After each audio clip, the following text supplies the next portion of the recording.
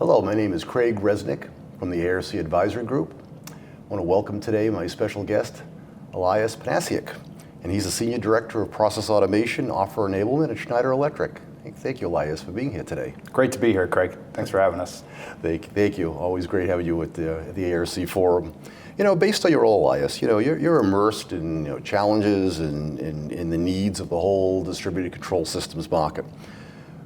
Where are the current DCS systems, where are they struggling today in their approaches? In areas, let's say, like change management, upgrades, data availability? The simple answer to your question, Craig, is yes, all of the above.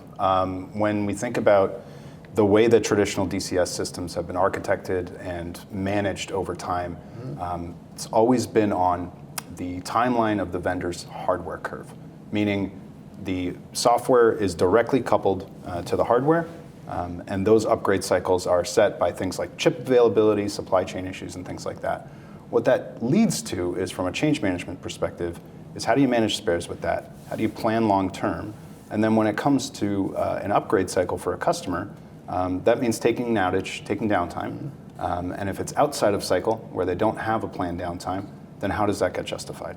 So with all of those pieces kind of coming together, and I would say, over the last 40 years or so of DCS technology accepted by both manufacturers and customers, we've really looked at this fundamentally from the ground up of how can we improve that. Which takes me to my next point, which is I know you're immersed in software-defined automation and its role in process control and like IT/OT convergence. Sometimes we refer to that as SDA. So what role does SDA play today in process control, and how does it handle orchestration across the edge, plant systems and IT?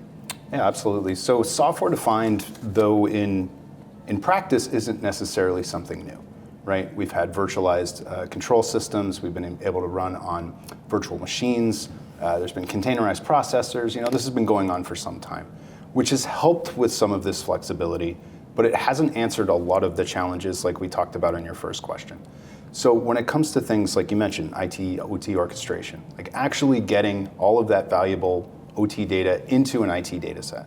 When it comes to orchestration across various platforms, maybe you've got different OEM equipment from various control system manufacturers in a facility, and you need to bring that together in a common control system. Same type of challenges. We've really, again, thought this through from the ground up, and rather than just taking sort of a more traditional monolithic software-defined approach, we've decided to take it a step further and make it open. So truly open software-defined, meaning then we can make different deployments of those applications onto different devices, and then have native connectivity up into the various IT ecosystem and into those other devices. Now let's drill down to say, what Foxborough SDA is specifically. How does Foxborough SDA achieve native connectivity to IT ecosystems? So again, that ground up approach, rather than a bolt-on or a evolution, let's say, of what we had been doing, really we took this from the ground up. So native IT connectivity tools and also native IT programming languages. When it comes to the talent pool that's available, if you think about the amount of engineering graduates every year versus, traditional engineering graduates versus computer engineering graduates, it's a ratio of about 3-to-1 in terms of computer engineering graduates. So we need tools that people entering the workforce can use. And they don't necessarily learn ladder and C# in school, right? They learn Python, they learn Java, they learn other tools. So that's another piece in this. It's not just how we connect up into the IT layer and make that, again, native in an IT-centric way, but also deliver tools that the talent pool can take advantage of and then can leverage in terms of programming. Yeah, today certainly when people hear ladder, they might think of something you climb. Right. How does Foxborough SDA lay the foundation for self-optimizing and self-healing systems? So where we have that ability to deploy applications into these different targets, and what I mean by that is different hardware depending on the need of the process. So you might have something in an outside the fence type application that's connected to a facility like a pipeline or a tank farm, right? So you need something that's ruggedized, more like an RTU, like our SCADA pack line. Then you have more PLC-based control, where you have conveyors, you have discrete type applications, maybe bottling or something in a lubes plant. And then you have your traditional continuous process. So by being able to use the same runtime in all of those different device targets, that delivers that native orchestration, because again, we're not translating from one system to another. We're not using different programming tools for all these different hardware targets, but we've got the ability to do this and deploy it in many different environments. And then that also gives you, going back to your question around self-healing and recovery, that also gives you the ability to run redundancy in things like a network server and things like an IPC.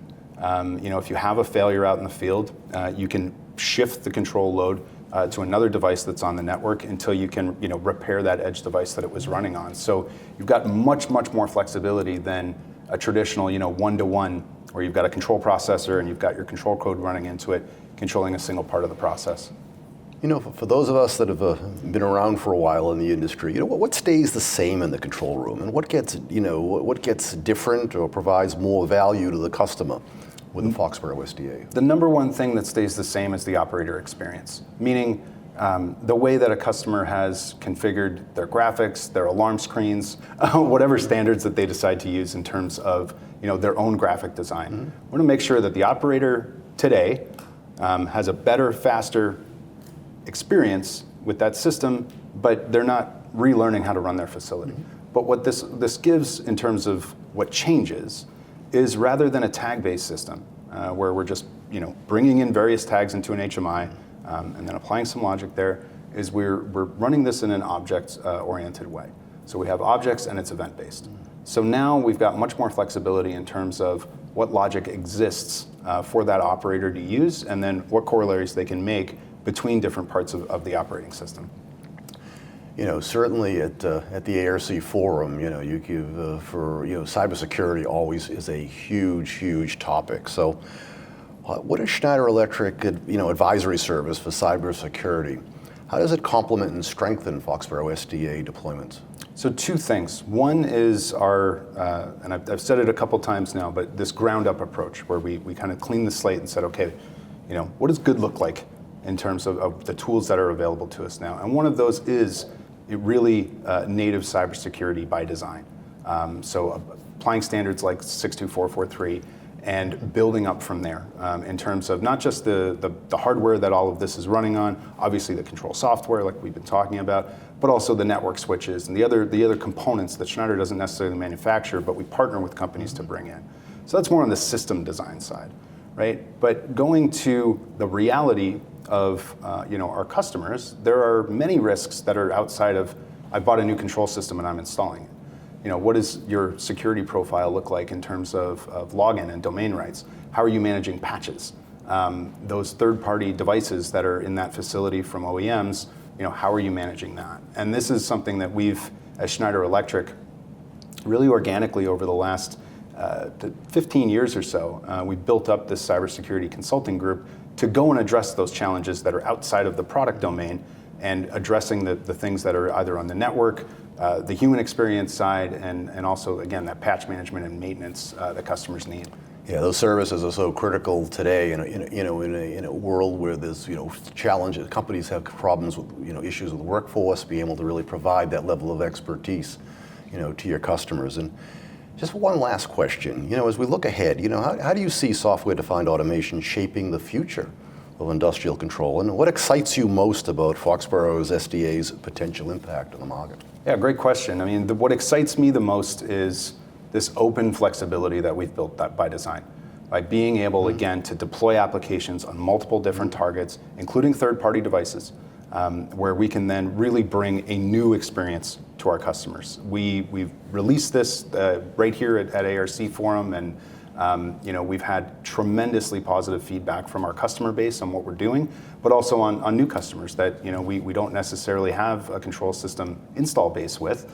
But we're really hearing a lot of positivity in terms of the specific differentiated approach that we've taken there. So to me, it's very exciting to be a part of this and to be able to support the team in this. And what this means from a more industry-wide perspective is we talked about kind of the talent pool and also the cybersecurity challenge, right? A lot of those things kind of point back to customer IT teams and the importance of the CIO and that suite of people in terms of making sure that operations are safe and secure. So the expectations from people with an IT background is these things work like IT devices, not some strange proprietary black box, as you were. So have IP addresses. They need to be managed like any other network device.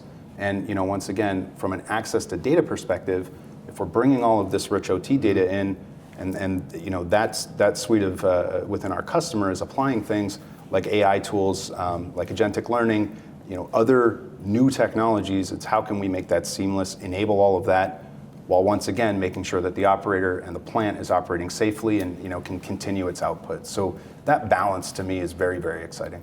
Yep, that is certainly critical today, especially in an IT/OT convergence world where that is certainly so prevalent.